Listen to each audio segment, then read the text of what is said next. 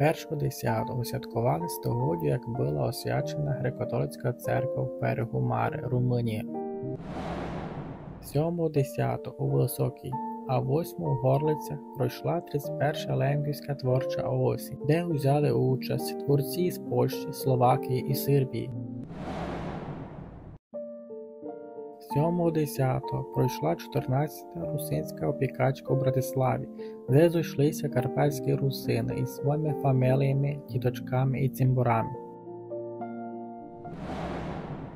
Русинське літературно-культурне общество учинило премію імені Михайла Града, карпаторусинського поета та й першого председа Союзу русинських писателів Закарпаття.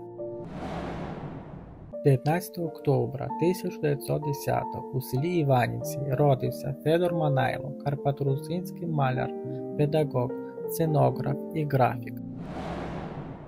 20 октября 20 років тому у Будапешті вийшов перший номер журналу «Русинський світ», котрий видає Вседержавне русинське самоспровання та й общество імені Антонія Годинка.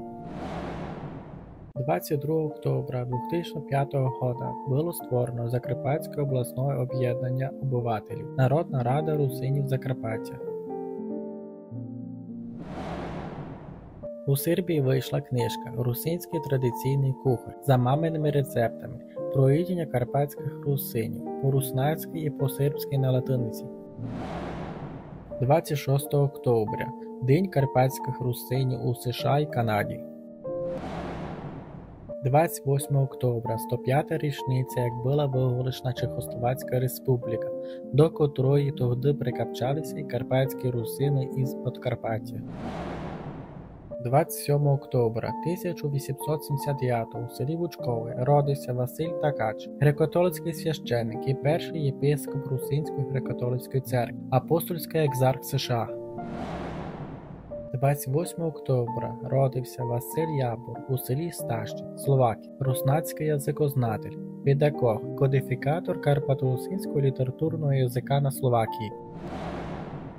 30 октября на Пряшинському університеті відбувся 58-й семінар карпаторусиністики, котрий організував Інститут русинського язика і культури на Пряшинському університеті.